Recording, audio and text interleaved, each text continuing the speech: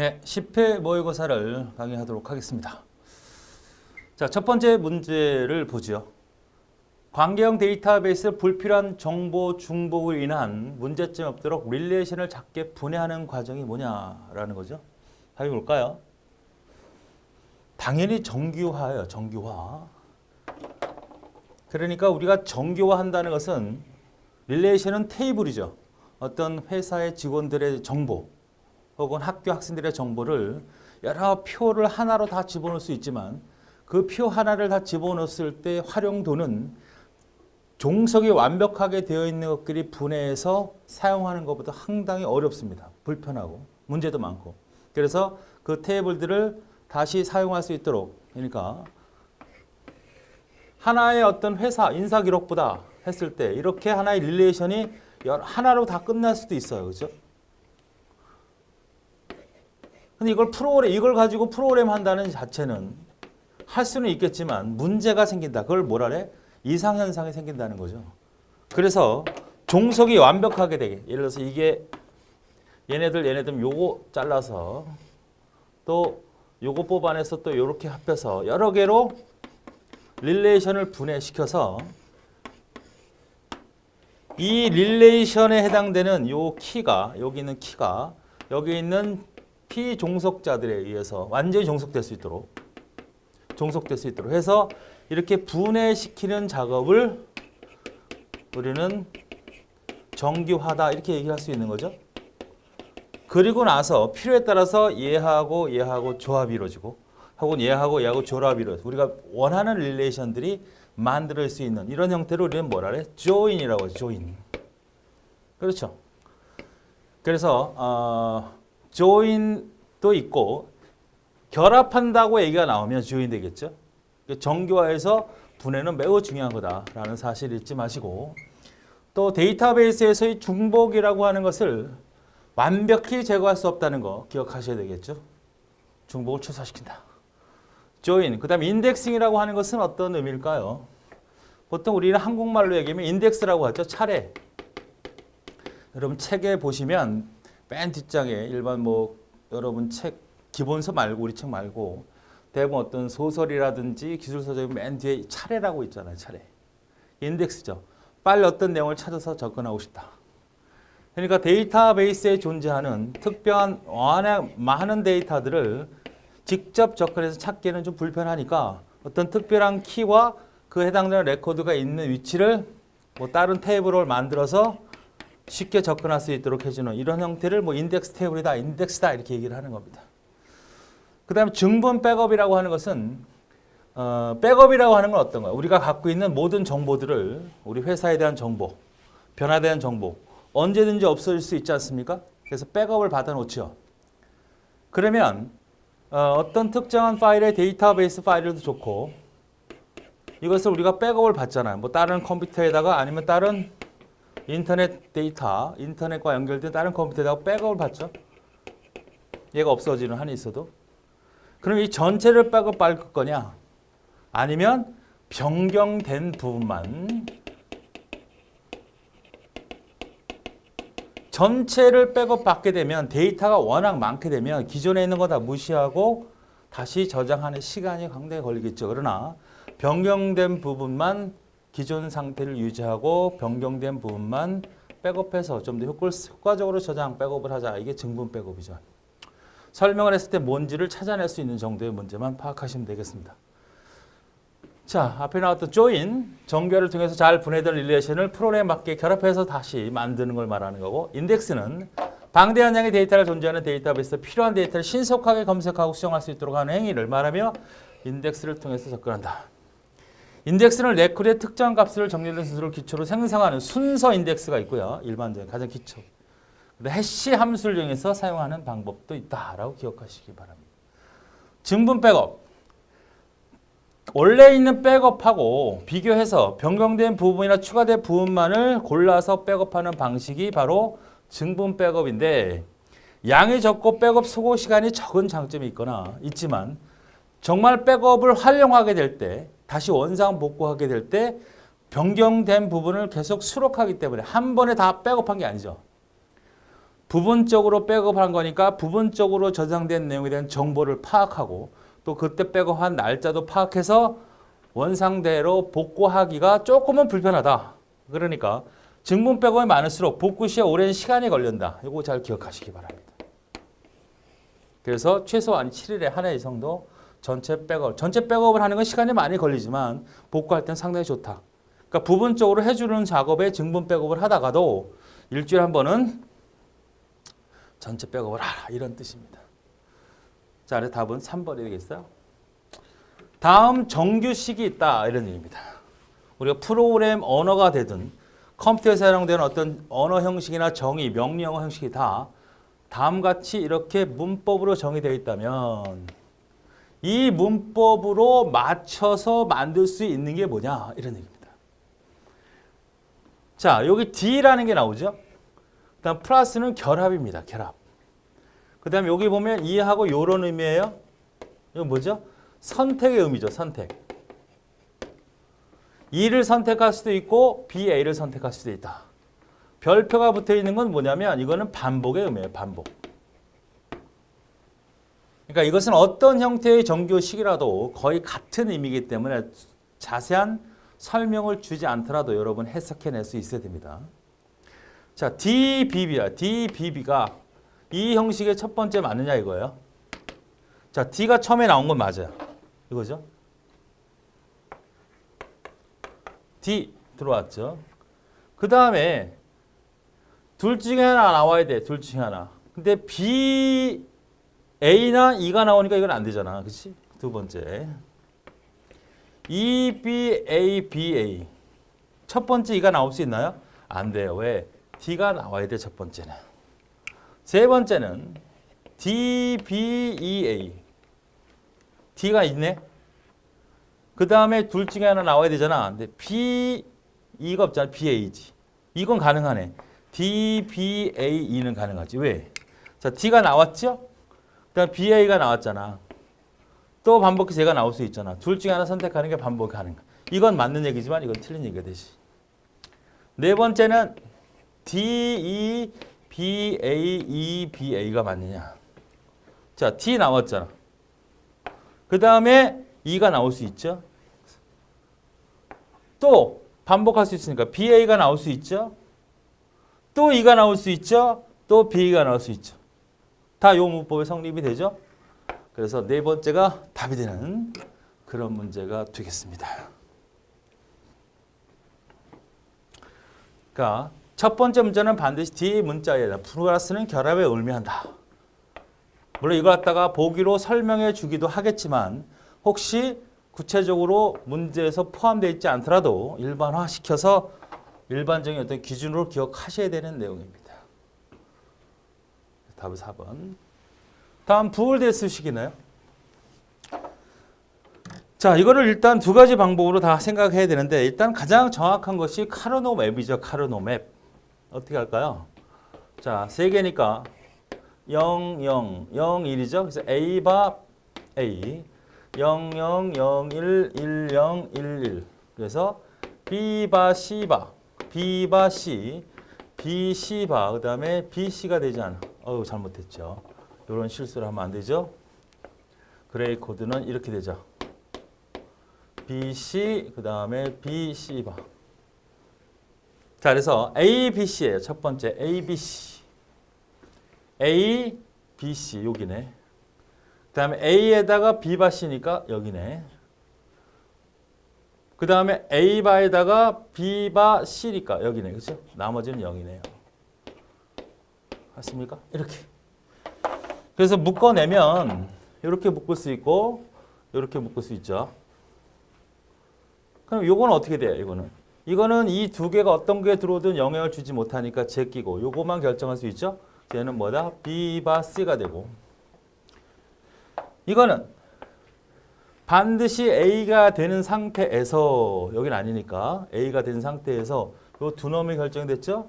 그러면 켤레가 되는 거 B바나 B는 영향을 주지 않으니까 C만 결정하면 되죠. 그래서 A가 되고 C만 되면 된다. 그래서 이렇게 들어오거나 이렇게 들어오면 원하는 형태의 결과를 얻을 수 있다. 답은 첫 번째가 되겠죠. 이렇게 해도 되고 우리가 부울대수를 이용할 경우도 발생할 수 있으니까 부울대수 형태로 가볼까요? 부울대수 성격을 이용해 보자는 거죠. C 플러스 A, B바 C 플러스 A바 B바 C죠. 맞습니까? 자, 그럼 여기서 보니까 여기 A하고 요 C하고 A하고 C가 똑같잖아. 그죠? 공통인수로 묶여낼 수 있을 것 같아요. 그래서 AC, 일단 B 플러스 B바가 되죠. 플러스 A바, B바, C가 되죠. 그럼 이건 뭐예요? 서로 반대니까 0 아니면 1, 1 아니면 0이잖아. 그러니까 O양은 누굴 선택을 하는 겁니까? O양은 남자를 좋아할 거 아니야? 남자. 그래서 AC가 되고 결국은 뭘까요? AND는 누굴 좋아해? 남자애보다는 0이 될 수 있는 가능성, 얘를 선택하자. 그래서 결국은 AC가 남는 거죠. 플러스 A바, B바, C입니다. 자, 여기서 또 뭐야? 요 C가 공통인수로 묶일 수 있죠. 그래서 A 플러스 A바, B바, 그 다음에 C로 묶이네. 그죠? 요거 다시 전개해 볼 수 있네. 요렇게. 그래서 A 플러스 A바, 요거는 A, B바. 이렇게 되죠. 자, 이건 뭐예요? 플러스니까 O양이잖아. 누굴 좋아해? 남자를 좋아하겠지. 그 다음에 요거 A 플러스 C바. 얘는 AND니까 얘를 선택하지 않겠지. 이거지. 결국 남는 건 얘만 남을 거예요. 그죠? 여기 B바죠. B바. 다시 정리하면 AC 플러스 B바 C가 나오죠. 이렇게도 정리할 수 있어야 됩니다. 두 개 다 해야 완벽하게 공부했다고 볼 수 있는 거예요. 첫 번째가 답입니다.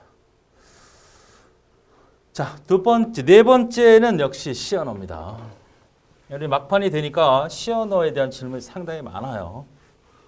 프로그램이라는 건 무진장 만들 수 있기 때문에 그렇습니다. 자, 하나씩 해석을 해보겠습니다. 요것은 서브 함수예요. 서브 함수. 요거는 메인 함수입니다. 자, 그래서 처음에 인티저 10을 집어넣었어요. x에다가 10을 기억시켰죠. 네, 포인트 변수 하나를 잡았습니다. p는 일반 변수가 아니라 주소를 기억하는 포인트 변수예요. 그 다음에 배열을 10개 잡았죠. 100개.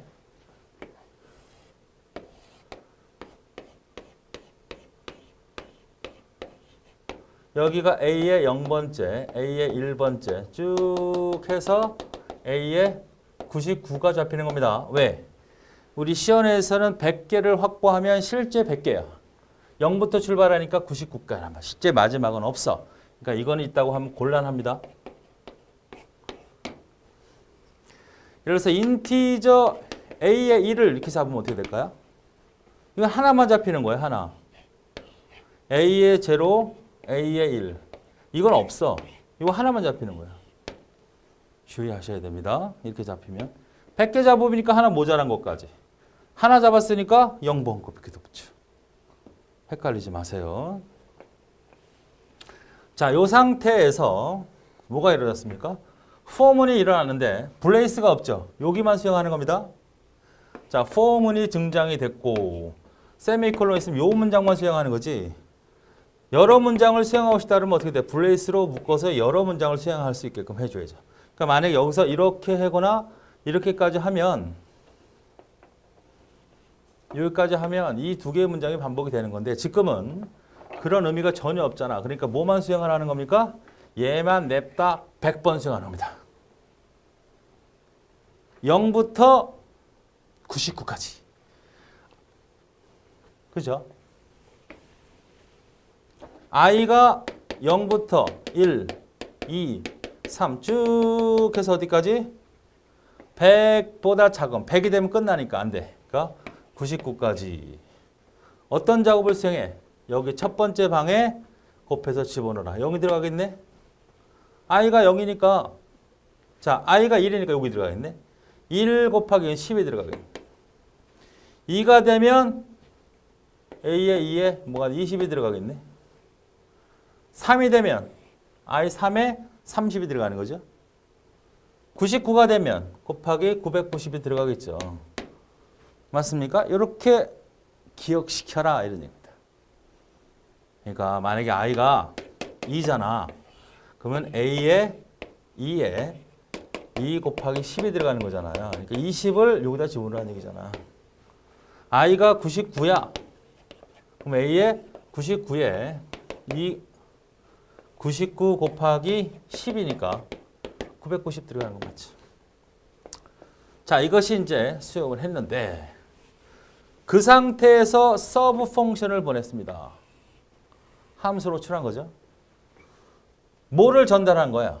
x, 여기 있는 값과 즉 a는 바로 뭐야? 배열의 시작 변지죠? 여기가 a, 여기가 a 플러스 1, 여기가 a 플러스 2잖아. 그러니까 요 값을 넘겼다는 것은 바로 배열의 시작 번지, 즉 a의 0번째 번지를 말하는 거죠. 같은 거예요.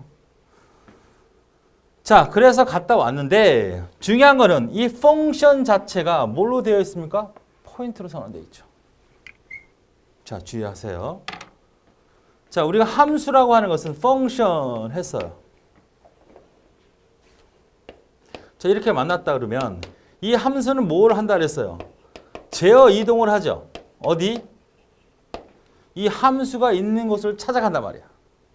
가장 대표적인 역할이고, 그 다음 변수 역할을 하죠. 이것이 인티저로 선언되어 있다면 너는 변수 역할을 해라. 그러면 반드시 어떤 게 들어와요? 리턴 값이 들어오게 돼 있죠. 그러니까 서브 함수에서 리턴 시켜주면 되돌려 준다는 얘기죠. 그러니까 자, 이거는 무슨 역할을 하게 선언했어요? 변수 역할을 하겠잖아. 정수형. 그럼 이 함수를 수행하고 이 리턴된 x 값이 여기로 들어온다는 얘기, 여기로 온다는 얘기죠. 다시 말해서 func xan은 기억 장소도 있다는 얘기지. 그럼 이 x가 가리키는 값을 넘겨받게 된다는 얘기예요. 그런데 이 넘겨받는 것이 기본적으로 value인데 얘는 뭘로? 주소값을 넘겨받겠다. 정수형 주소값을 넘겨받겠다. 정수형 이런 주소값을 넘겨받겠다고 선언한 겁니다. 그러면 얘는 반드시 뭐가 필요해요? 넘겨주는 값이, 얘는 리턴되는 값이 뭐야? 정수형 포인트 주소값을 넘겨줘야 한다는 겁니다. 다시 한번. 자, 두 가지는 이제 기억을 하죠, 우리가. 리턴 값이 없으면 어떻게 돼? 보이드 형태라는 얘기죠, 보이드. 자, 리턴 값이 분명히 존재한다. 그런데 일반 값으로 대부분 넘겨줬다면, 다시 말하면 만약에 서브다, 그래서 인티저다 그러면 인티저 x, 인티저 y 해서 서브 함수에서 쭉 계산한 다음에 그 결과를 썸이라고 하자. x 플러스 y. 그래서 return sum 이렇게 해주면 뭐가 넘어오는 거야? 이 sum 값을 얻어. 바로 서브 함수에다가 이 sum 값을 기억하는 거잖아. 받은 값이 만약에 10하고 20 값을 받았다 그러면 30 값을 넣어주는 것이 일반적이잖아. 그런데 지금 이 문제는 뭘 해줬냐면 주소를 받겠다는 거예요. 얘는 일반 값이 아니라 주소를 기억하는 변수로 변한 거죠. 변수 역할을 하는데 무슨 역할을 한다? 포인트 변수 역할을 하겠다. 누가? 함수명. 이해되십니까? 자, 그러면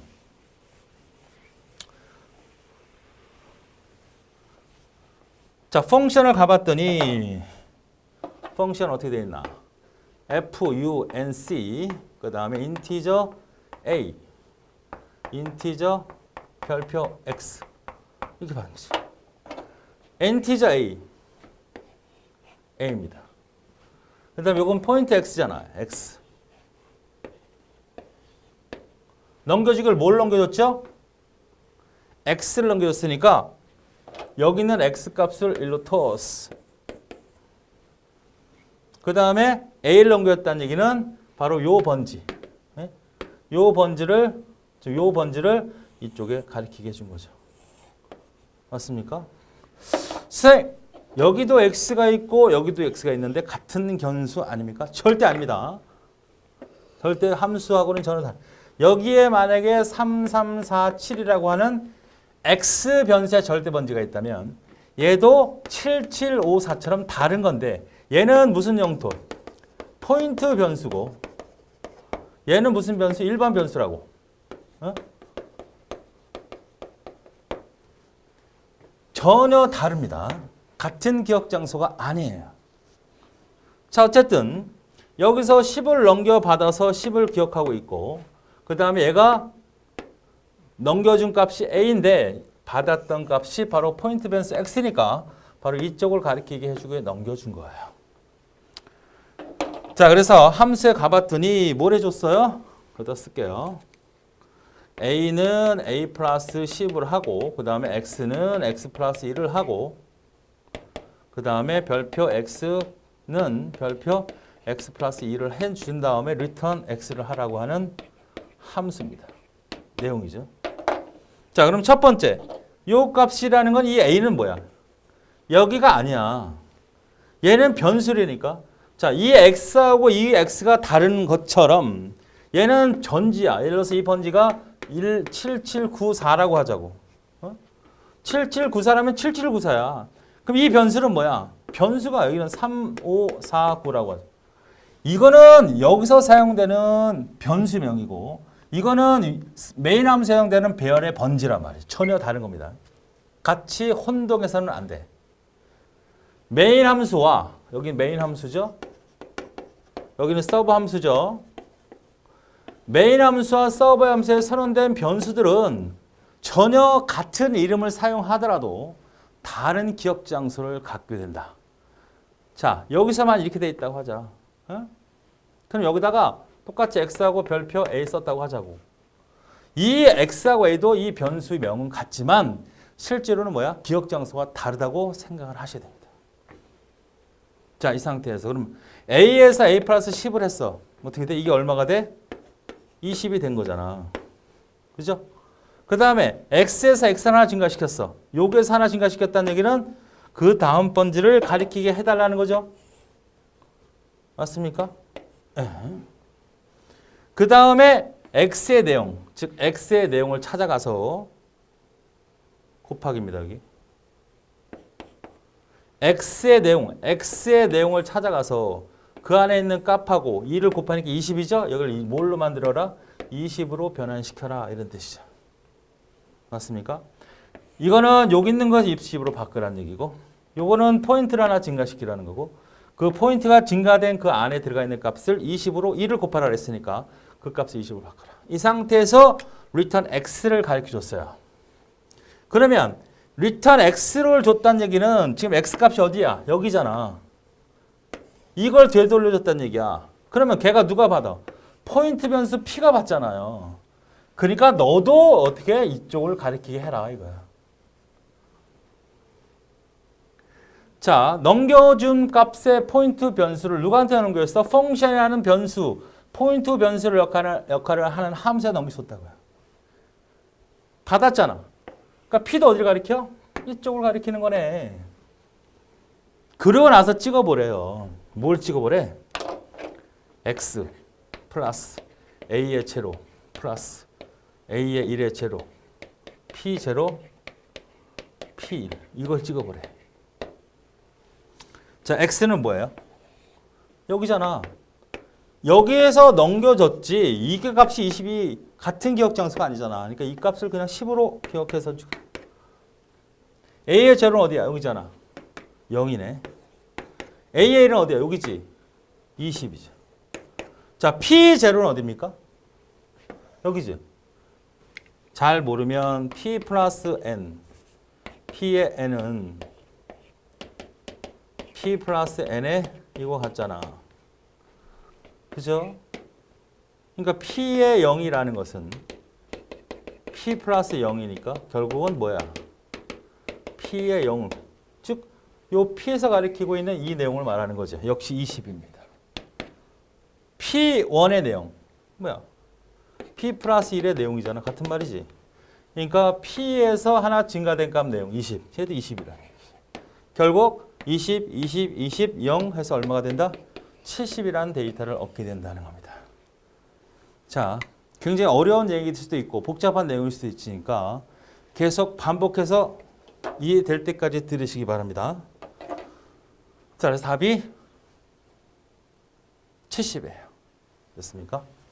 다음, 이미 정렬되어 있는 목록을 새로운 데이터를 입력하여 정렬했을 때 가장 빠르게 결과를 얻을 수 있는 경우는 어떤 거냐? 어떤 정렬이냐가.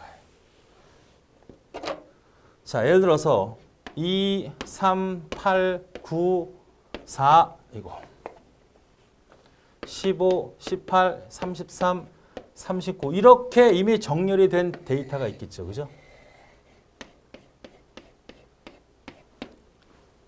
그런데 새로운 데이터가 들어왔다고. 예를 들어서 17이 들어왔다고 합시다. 그러면 기수 정렬, 가장 대표적인 버켓 정렬, 퀵 정렬, 삽입 정렬, 그 다음에 힙 정렬. 중에서 가장 빠르게 얻을 수 있는 게 뭐냐?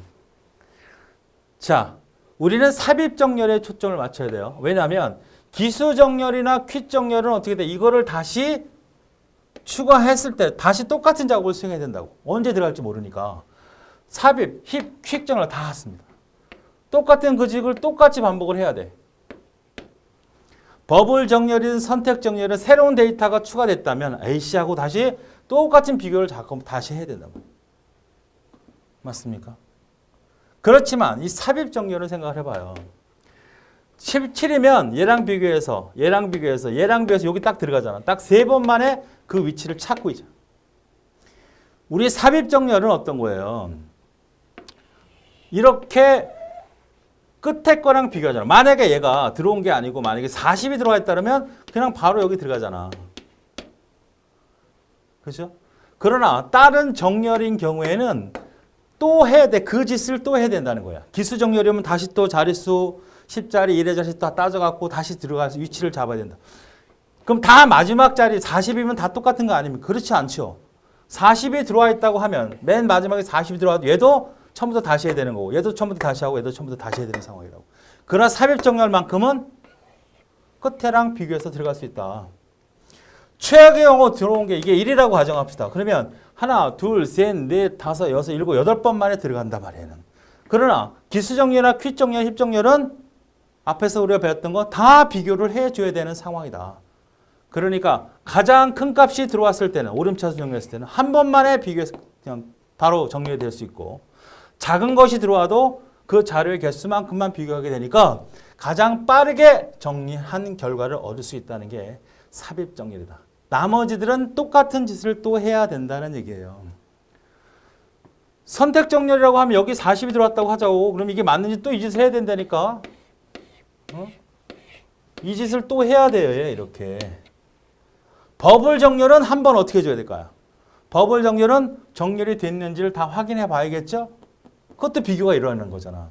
근데 삽입 정렬은 큰 값이 들어오면 한 번만 비교하고 그냥 그 자리에 들어가게 되잖아. 이런 특징을 갖고 있다. 자, 이미 오름차순으로 정렬되어 있는 경우에 새로운 데이터가 정렬된 데이터 중에 가장 큰 게 들어왔을 때는 삽입 정렬은 한 번만 비교만의 자리를 찾는다는 거야. 하지만 나머지 방법들은 모두 다시 비교해야 되는 상황이 발생한다는 거죠.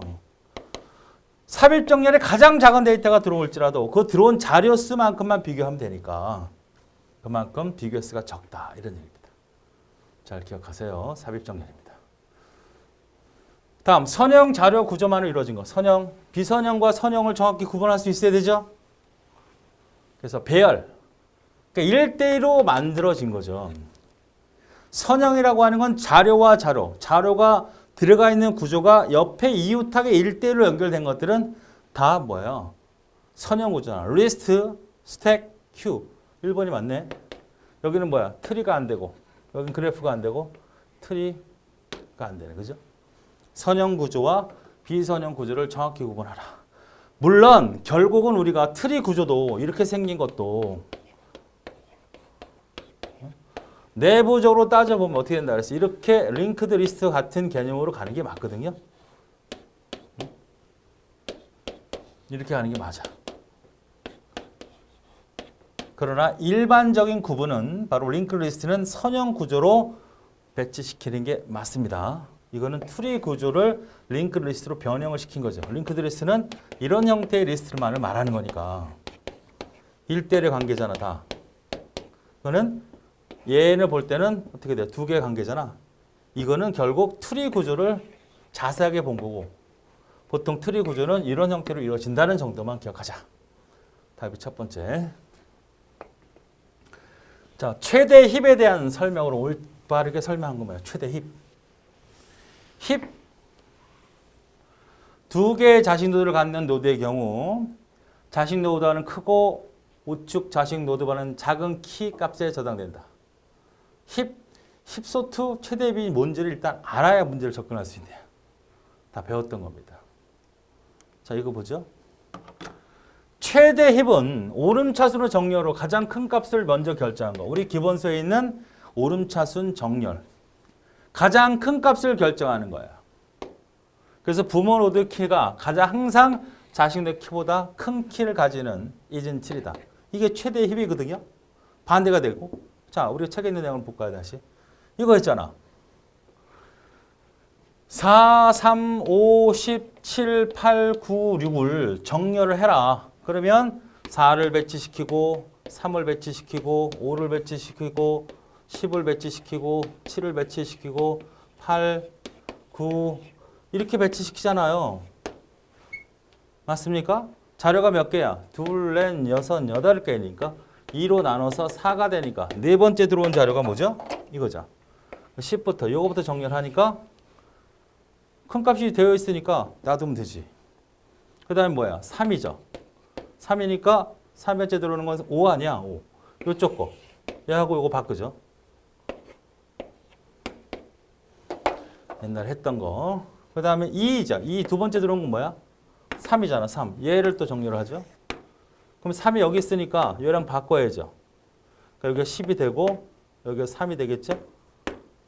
3은 6하고 바뀌니까 여기 다시 3하고 6이 되잖아. 그렇죠. 그 다음에 1. 최종적으로 이거 4. 다 바꾸는 거 아니야. 그래서 4가 바뀌어지고 여기가 10이 되고 여기가 4가 되고 얘하고 얘하고 바뀌니까 여기는 4가 되고 여기는 7이 되는 이런 형태로 바꿔서 정리하는 게 바로 힙이잖아. 그래서 가장 큰 값을 찾아내는 형태는 바로 최대 힙이야. 그러니까 오름차순 정렬해서 가장 큰 값을 찾아내잖아. 볼까요? 그래서 자 설명했던 책에 있는 내용을 그대로 갖고 온 겁니다. 이거 하잖아. 또 이거 하죠. 그리고 더 이거 하죠. 결국 이런 식으로 만들어내잖아. 그래서 결국 이 상태로 만들어내면 얘하고 얘를 바꾸죠. 그래서 3이 여기 들어와서 다시 똑같은 짓을 하는 거고 10이라고 하는 것은 결정이 돼서 어떻게? 이렇게 10이 결정돼서 이제 요거 가지고 또 노는 거란 말이에요. 자, 그러면 그런 과정에서 문제를 한번 보죠.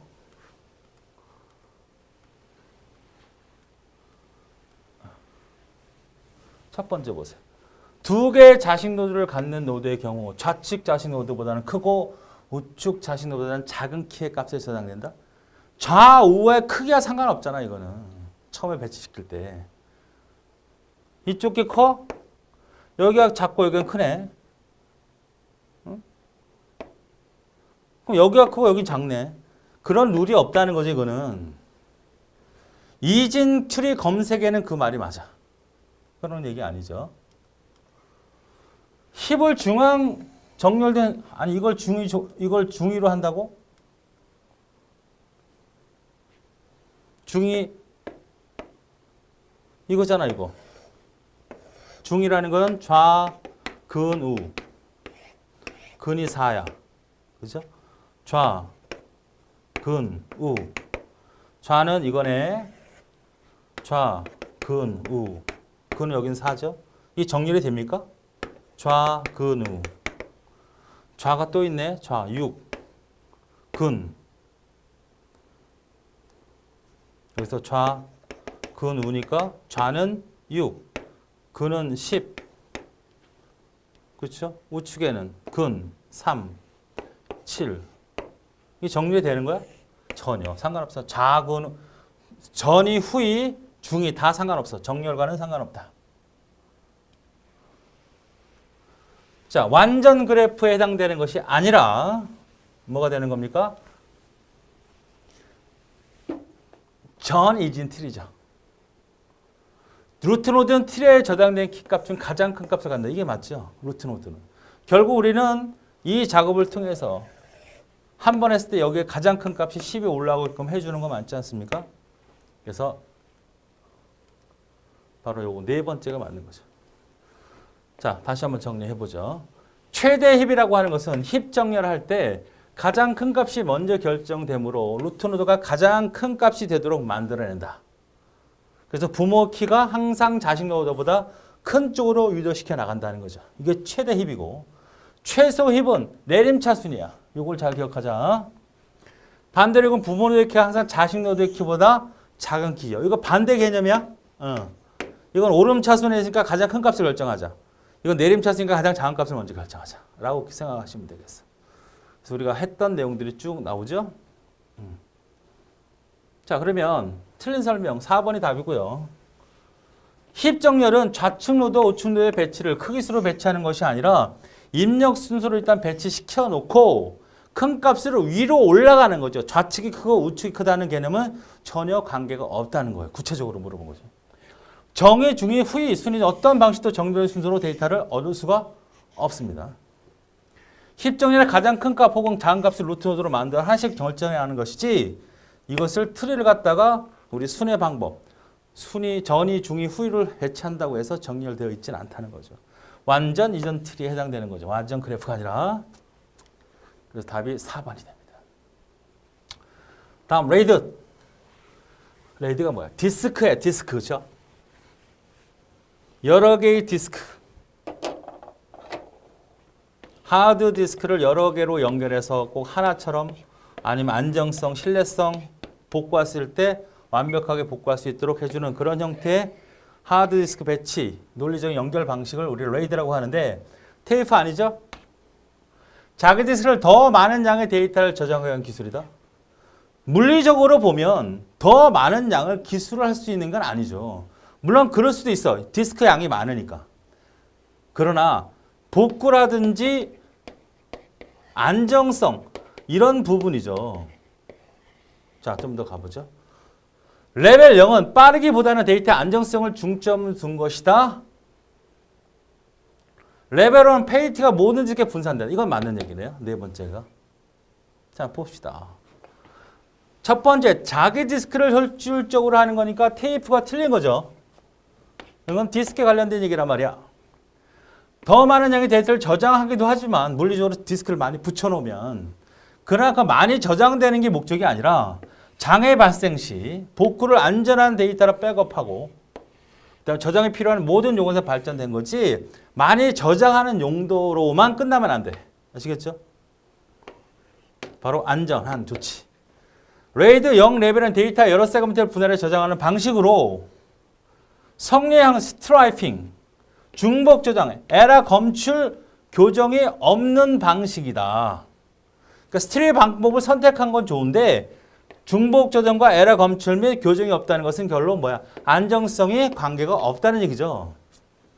그래서 답은 4번이 맞는 얘기입니다. 그러니까 우리가 알고 있는 레이드를 좀 더 구체적으로 다양하게 조금 응용해서 문제를 만들어 놨더니 헷갈릴 수 있다. 정확히 알자. 그러니까 여러분이 문제를 풀 때 많은 양을 푸는 건 중요합니다.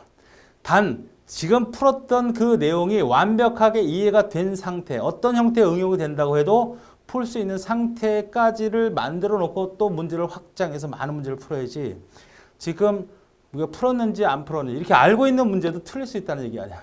그죠? 시험장에 가서 이거 봤던 문제의 답이 뭐지? 애매하네. 이런 건 안 된다. 봤던 문제라든 분명히 내가 이해한 건 완벽하게 풀 수 있도록 해주는 게 좋다. 다음 입력값으로 5, 2, 3, 1, 8을 버블 정렬을 하래. 버블 정렬.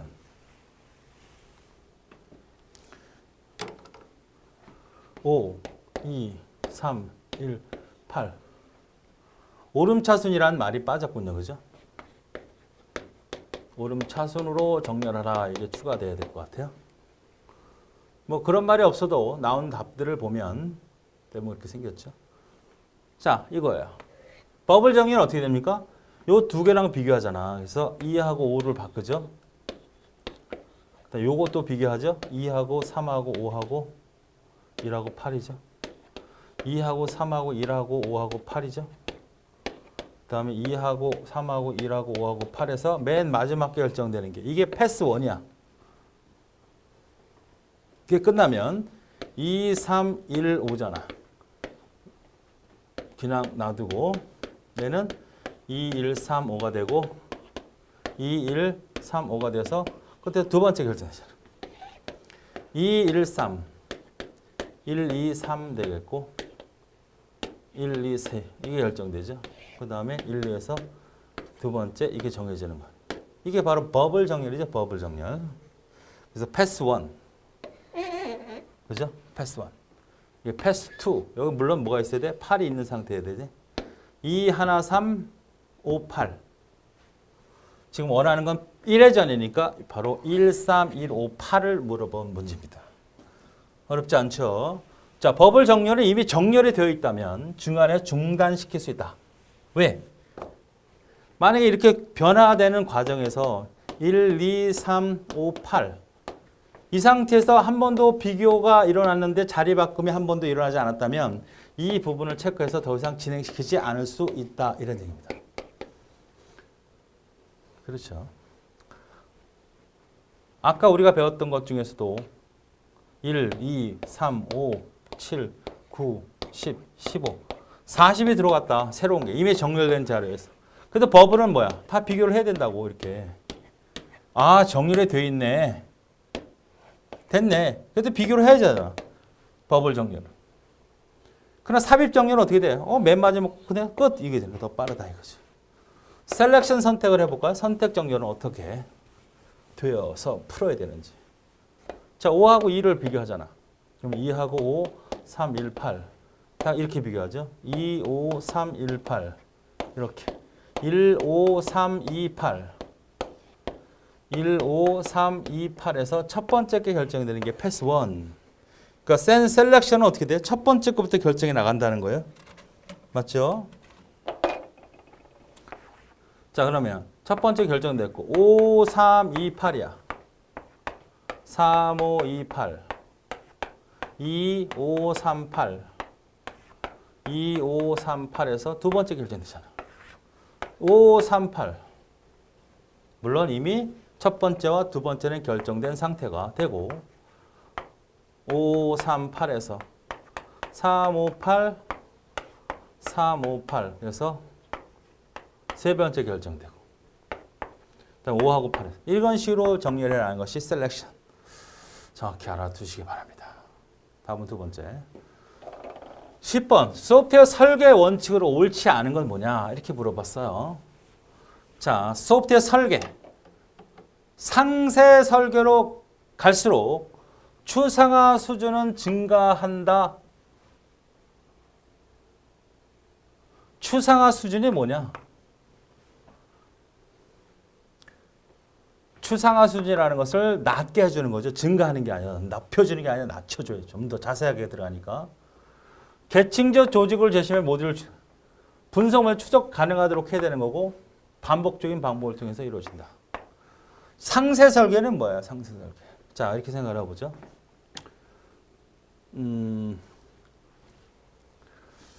자, 메뉴를 본다고 합시다. 메뉴. 그래서 뭐가 있어야 된다? 반복문이 있어야 되고 자, 설계라는 걸 한번 생각해 봅시다.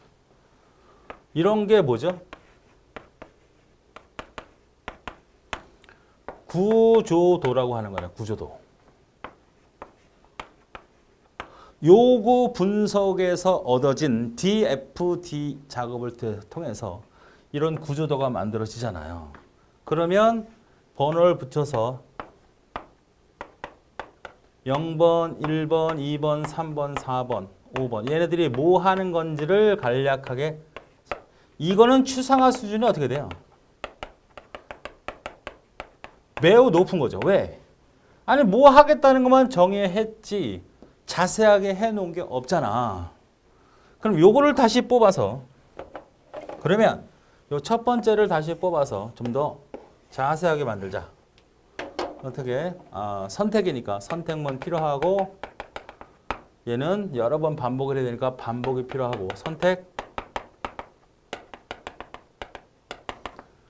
그 다음에 선택이 1이면 입력이고 2면 출력이고 3은 종료로 하자. 이거보다는 한 줄로 정의한 추상화 수준이 되는 것은 그 하나의 명령을 통해서 어떤 내용이 필요하다고만 정의하는 거예요. 좀 더 추상화 수준이 낮아졌죠? 선택문이 필요하고 이걸 뭐라 그래 우리는? 모듈 명세서라고 그러지. 모듈 명세서는 뭘로 그리기도 해요? 반복문에다가 선택에다가 이렇게 표현하기도 하잖아. 이건 뭐야? NS 차트로 표현하기도 하죠. 모듈 명세서야.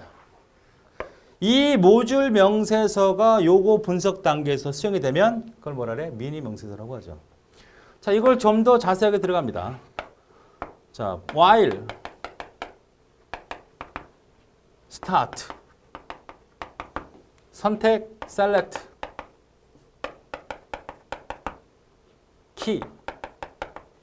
키가 1이면 input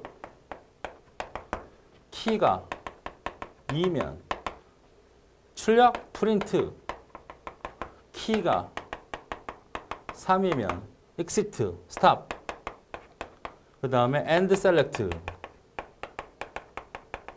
그 다음에 end while 이게 바로 뭐야? 좀 더 추상화 수준이 낮아진 거죠. 그렇죠? 좀 더 자세하게 들어가는 거죠. 이런 형태의 언어를 뭐라 그래? PDL이라고 그러죠. 프로그램 디자인 설계, 프로그램 디자인 랭귀지. C 언어나 포트라나 비주얼 베이직처럼 번역 프로그램이 없고 그냥 보여지는 용도로 쓰는 거.